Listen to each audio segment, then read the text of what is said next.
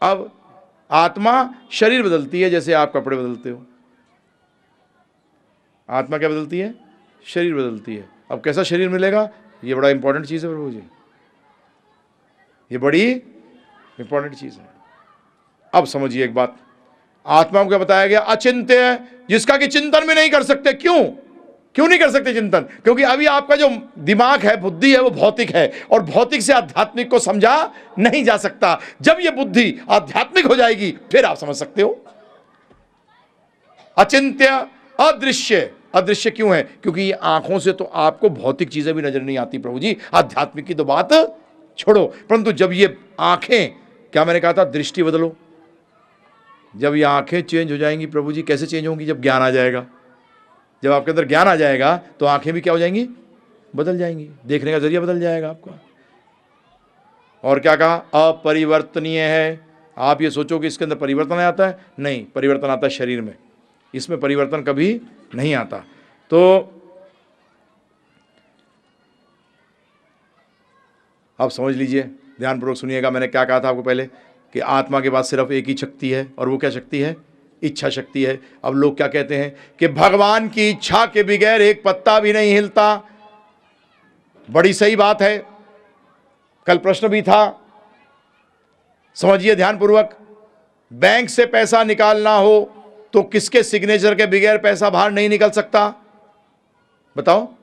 नहीं, अकाउंटेंट। हाँ, मैनेजर कहाँ करता है? अकाउंटेंट। जो अकाउंटेंट है उसके सिग्नेचर के बगैर आप पैसा नहीं निकाल सकते। तो हम क्या कह सकते हैं एक भाष्य में कि अकाउंटेंट की इच्छा के बगैर एक भी पैसा नहीं निकलता। तो उसका मतलब क्या हुआ? आपसे चेक काटने को अकाउंटेंट कह रहा है कि इतने पैसे का चेक काट, कि आप काट रहे हो, और चेक कौन कर रहा है? अकाउंटेंट कर रहा है। अब एक और उदाहरण समझिए।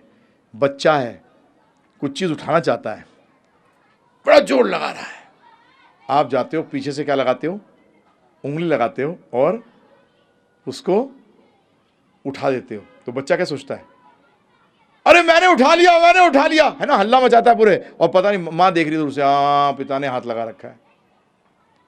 एक्चुअली इच्छा तो बच्चे की थी, उठाया।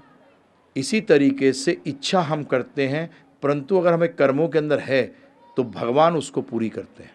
क्योंकि पूरी, ये उंगली भी हिल रही है ना प्रभु जी, मैं इच्छा कर रहा हूं कि उंगली हिले, तो भगवान चेक करते हैं मेरे सांसें भी हैं कि नहीं।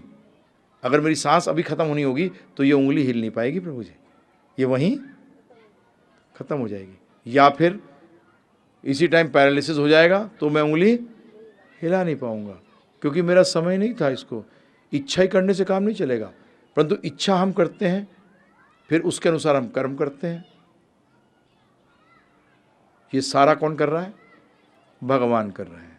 इसीलिए लोग कहते हैं कि भगवान की इच्छा के बगैर एक पत्ता भी नहीं हिलता। बैंक में अकाउंटेंट के बगैर एक पैसा भी हिलता नहीं है। परंतु इसका मतलब नहीं है कि अकाउंटेंट कह रहा है आपको नकली चेक काटो, है, नकली सिग्नेचर मारो, दूसरे के अकाउंट में गड़बड़ करो। नहीं, कृपा कर कर अपने दोष भगवान पे मत डालो। अगर भगवान, ये बात होती कि हमें भगवान ही सब कुछ कर रहे हैं, हम तो कुछ नहीं करने वाले हैं, तो भगवान गीता का ज्ञान नहीं देते।